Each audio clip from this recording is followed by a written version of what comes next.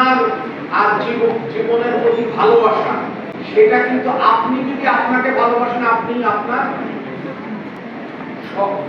সহপাঠীদেরকে ভালোবাসতে পারবেন, তারপরে আপনি কলেজকে ভালোবাসতে পারবেন, আপনি এই এলাকার মানুষকে ভালোবাসতে পারবেন, আপনি দেশের মানুষকে ভালোবাসতে পারবেন। নিজের ভালো চাকরির জন্য হয়তো সরকারি সাহেব বলছিলেন যে নৌকায় বেশি মাত্রায় জরুরি। সেটা হচ্ছে যে আপনি যখন বাংলায় বলবেন তখন বাংলায় বলার চেষ্টা করবেন এবং কোনো ভাষা মিশ্রণ ঘটাবেন, এবং আপনি যখন ইংরেজিতে বলবেন তখন ইংরেজিতেই বলবেন। আমাদের দেশে খুব বড় রকমের অসুবিধা হচ্ছে যে পুরো বাক্য কেউ বাংলায় বলতে পারছে। এটা একটা বড় ধরনের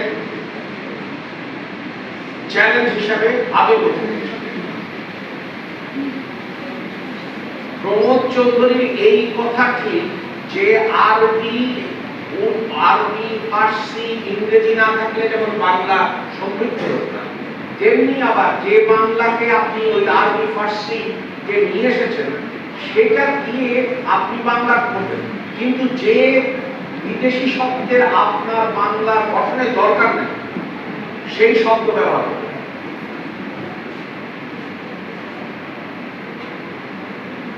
মানে আমরা প্রতিনিয়ত দেখছি যে ভাষা, এবং আরেকটা হচ্ছে যে আপনি অবশ্যই আপনার ডায়ালেক্ট থাকতে পারে, কিন্তু তার মানে এই না যে যেভাবে শব্দের উচ্চারণের বিকৃতি ঘটছে সেটাও কিন্তু যথেষ্ট পরিমাণে আমাদের জন্য শঙ্কাজনক।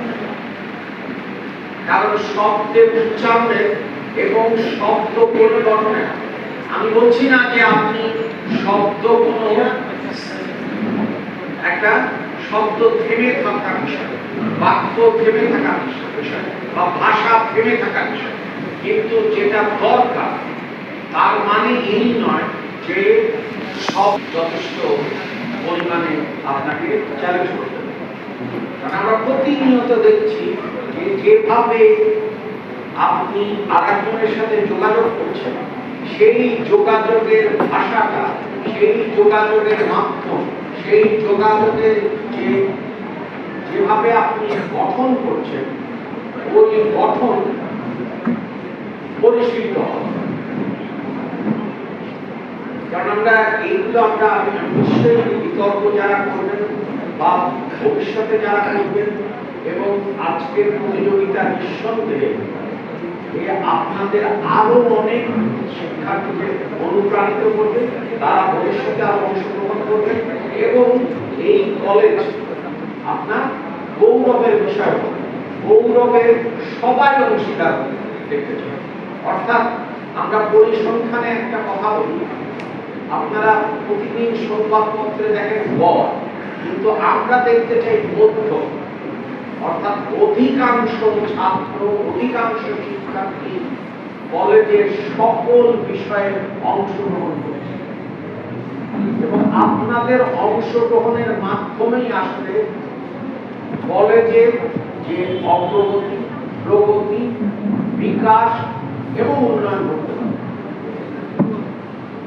আমি আশা করব যে আপনারা এই যে নতুন যে সমস্ত বিষয়গুলো আমরা শুরু করছি সেগুলোতে অংশগ্রহণ করবেন, এবং তেজগাঁ কলেজ দৃষ্টান্ত স্থাপন, তেজগাঁ কলেজ সবাই বলুক যে প্রতিটি বিষয়ে তেজগাঁ কলেজ দৃষ্টান্ত স্থাপন। আমরা চাই যে এই কলেজ পাথেয়, আমরা চাই এই কলেজ অগ্রবর্তী যোগ্য, এবং এই কলেজ আপনার যতগুলো বিশ্ববিদ্যালয় কলেজ আছে তার ক্ষেত্রে নেতৃত্ব দিবে।